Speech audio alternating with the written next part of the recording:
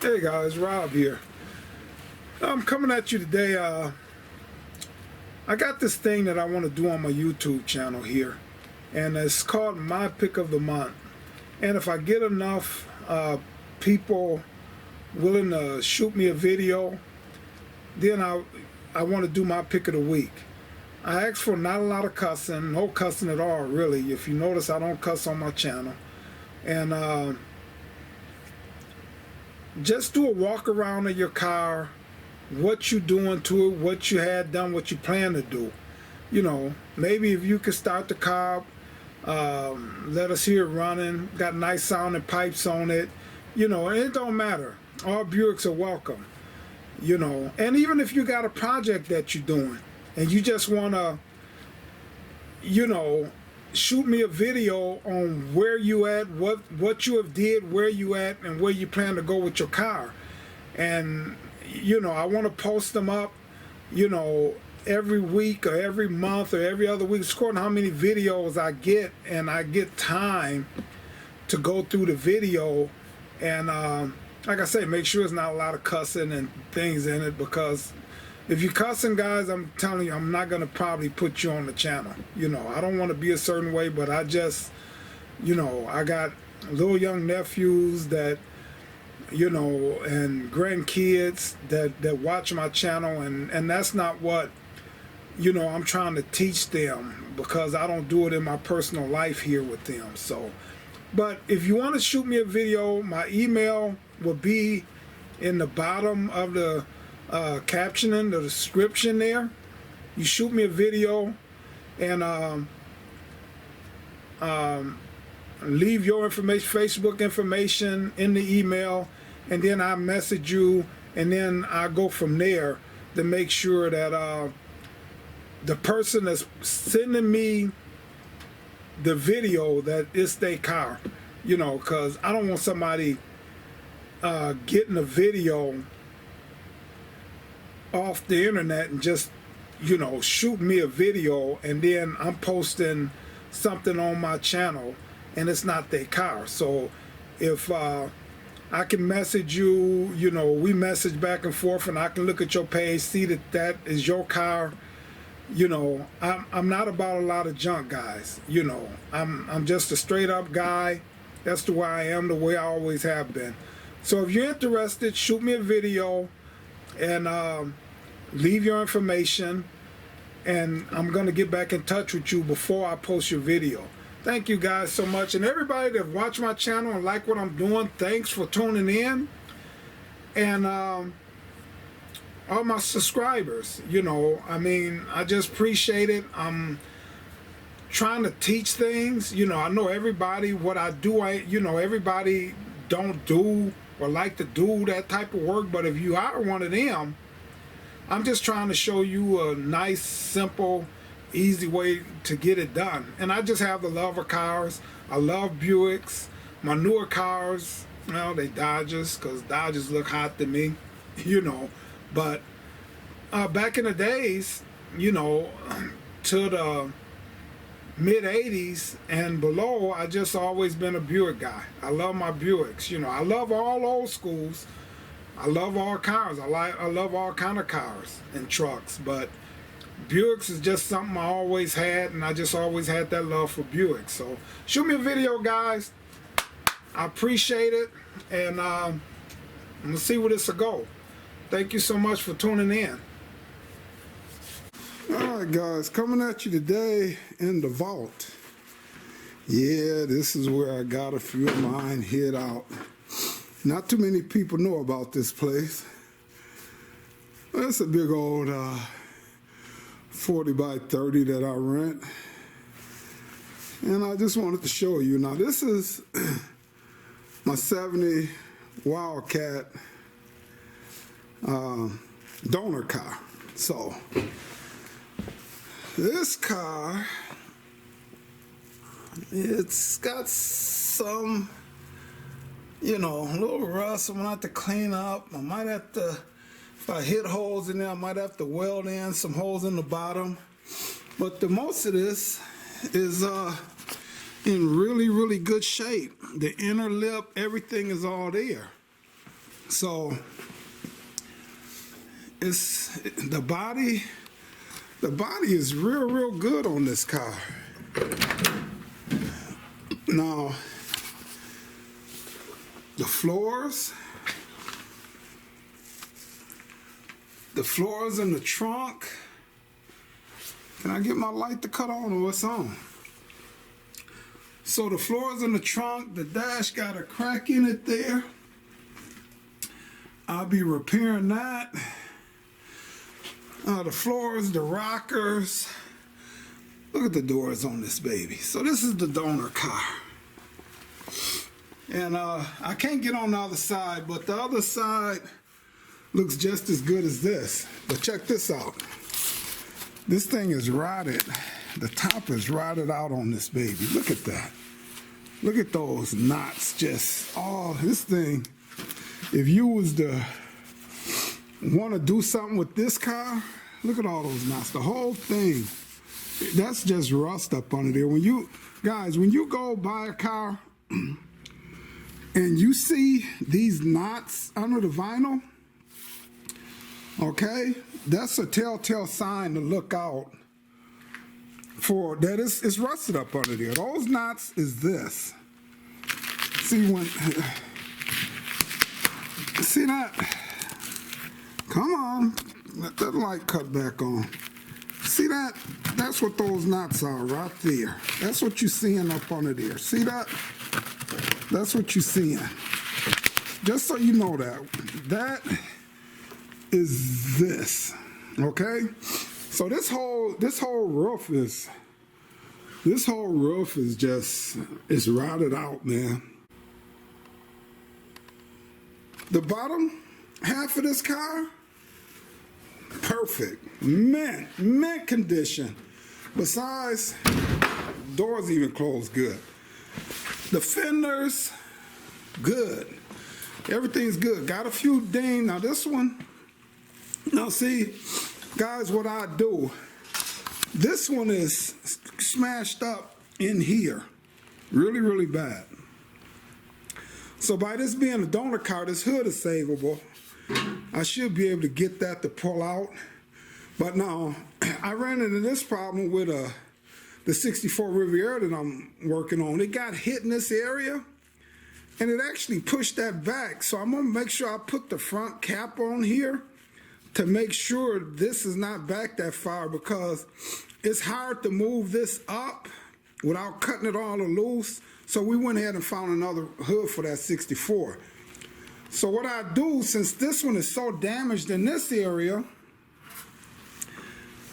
the car that this is a donor car for, I cut the bottom half of that, the bottom half of this fender off and put it on one that the bottom is rusted, and the rest of the fender on the Wildcat that I'll be doing this car.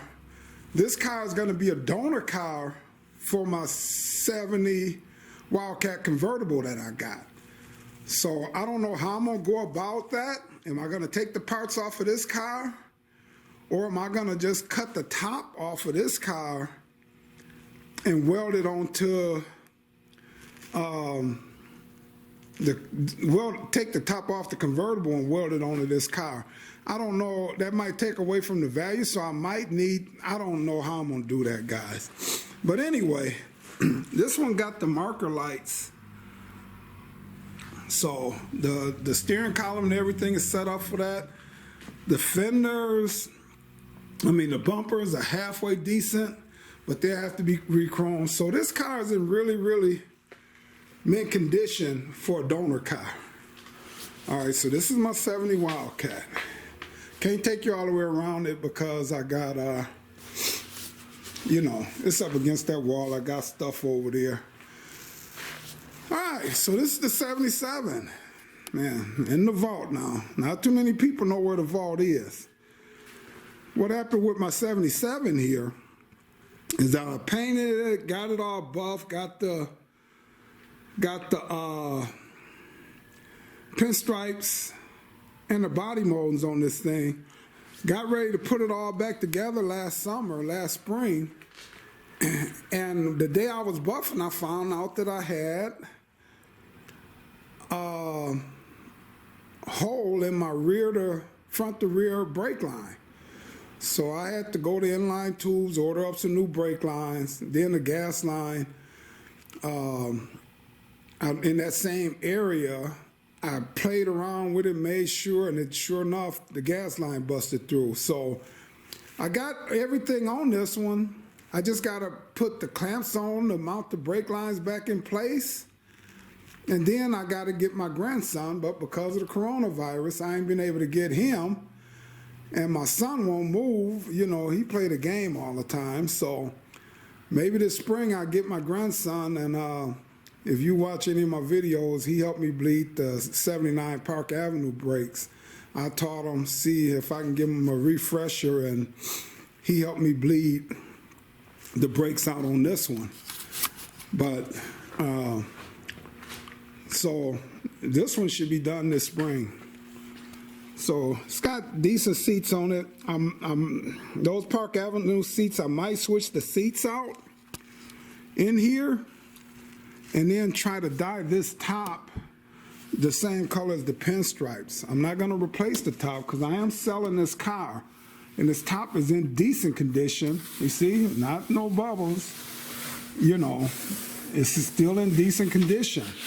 If you see those bubbles, guys, you know, I think this one might, I don't know, it might have one on there somewhere. I haven't just got that close in the detail with it.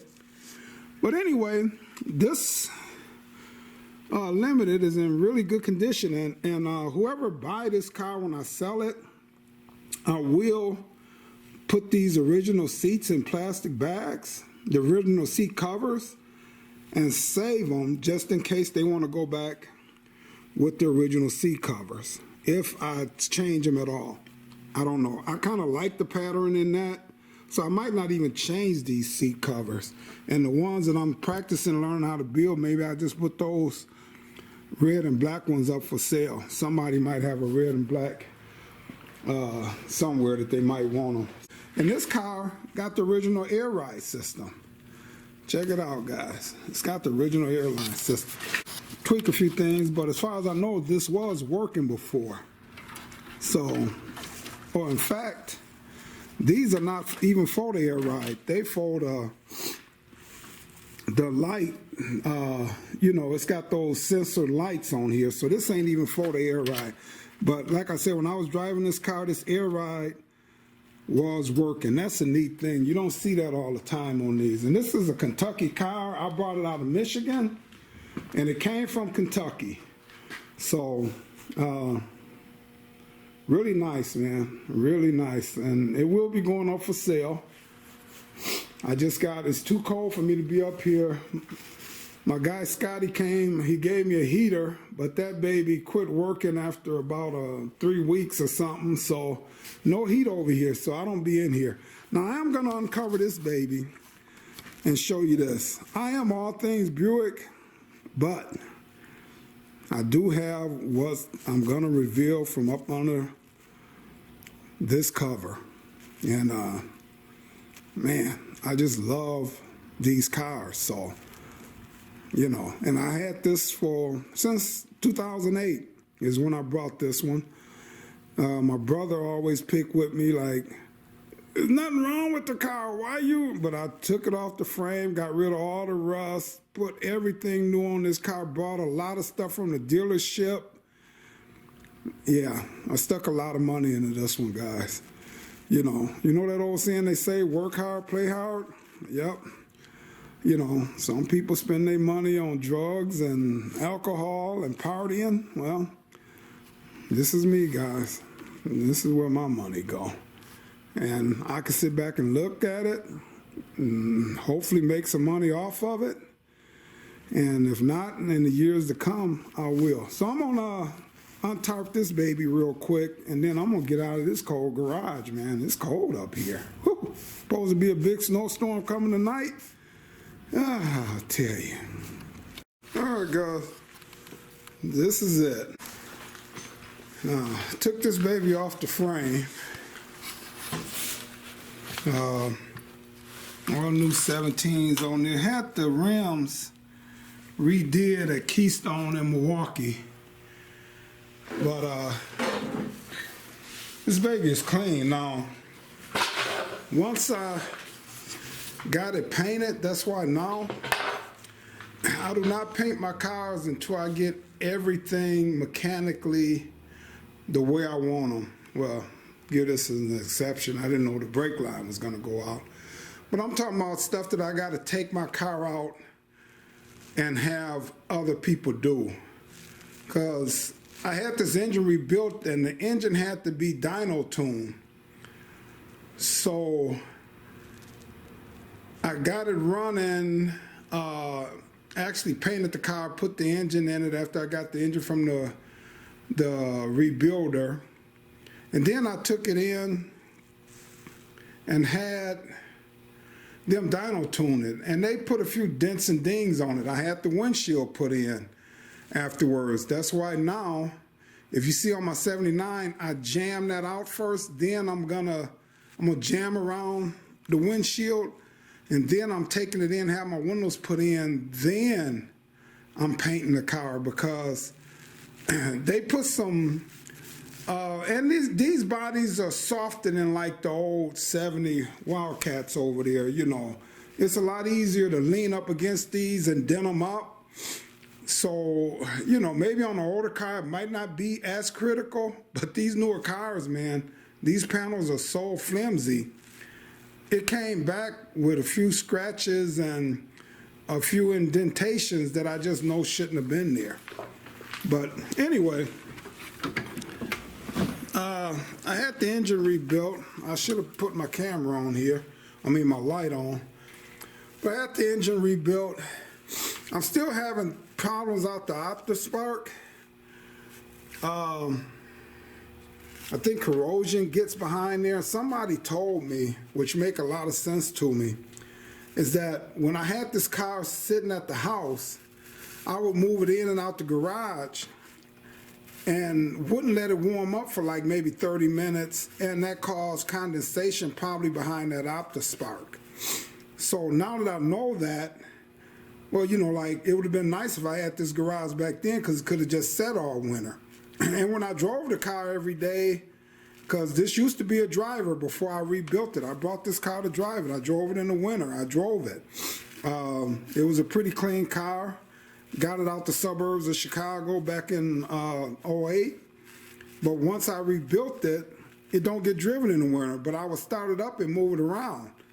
So now, once I get this OptiSpark straightened out in this car, I would not be starting this thing up in the winter unless I'm able to let it warm up for about 30 minutes, let it get nice and hot so condensation won't build up behind that OptiSpark. So that's what I'm thinking the problem is. But yes, I go into detail with my cars a lot of times. And but the 96, man, this I love this car.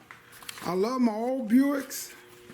But when it come to this Impala, and I re-dyed all the panels here, that dye is holding up, guys. All of this been re-dyed. All of this. I re-dyed this the same way I dyed that steering wheel. The dash. I have problems with these dash bleeding back. It has not bled back with that dye that I used from Sims. All of these panels, I re-dyed them. This seat, I brought seat covers. I didn't redo these seat covers myself. I actually brought them from Autos Parts Group. And I tell people, sometime, and I don't do a lot of the leather seats, and these seats are leather, but I tell guys, if you can buy the seat covers and you don't want no special designs in them, it's just best to see if you can find them somewhere. So I didn't recover this seat yet because of the fact that I still got to get my AC fixed in this car. So until it's running, and then I got to get the OptiSpark because I'm not going to mess with that. I could, but I'm not. I'm going to just take it in to this place in Chicago. It might cost me a couple of grand, but when I get this car back, I want it running. right. So, you know, while the mechanics are coming in and out, this seat will be in here until I get this car fully running well, and it's almost there. Now, I am having cracking on this steering wheel, but that's not from the die. That's just the steering wheel, because it's not fading, it's just cracking. So I'm going to redo the steering wheel again, and hopefully I can get rid of that cracking on there. But the back seats have been recovered, brand new leather. Like I said, everything was dyed in here. So okay, now I still got to do the covers there, make them out of fiberglass to cover up the seat belts. Then I can put the seat belts in here. My grandkids, grandson, you know, they wasn't old enough to be in the front seat, and I never could give them a ride in this car because I didn't have the seat belts in here yet. But I fiberglass custom built that panel myself. These are 2-ohm systems. It's a 2-ohm system in here, so that means like the speakers are 2-ohm, not 4-ohm. So even those tweeters right there, they are 2-ohm tweeters. It really hits, and I don't really worry about my cars like the bass. Even though I got bass in here, I like to hear the words, and even the people outside the car, they can hear and understand what I'm playing. So that's where the raw bass came from, because I always used to have and play my music loud, and always, you know, I'm surprised I can still hear today. But I built that panel back there myself. It's 2-ohm speakers in the doors there. Really nice. Hits pretty good. So, you know, custom did that. Now I got a crack there, and I will, when I do the seat belts, I will fix that, and probably do this a little different. That probably should go up under the bottom instead of, I had that over the top of that. That probably should go up under the bottom of that black piece. So I will just fiberglass and do a little touch-up paint on there. I will get that fixed here eventually. A lot of projects, guys. It seems like time is running down. So these punch some big 12-inch woofers, and I measured to see how big these boxes needed to be, and I customized them to fit in the car here.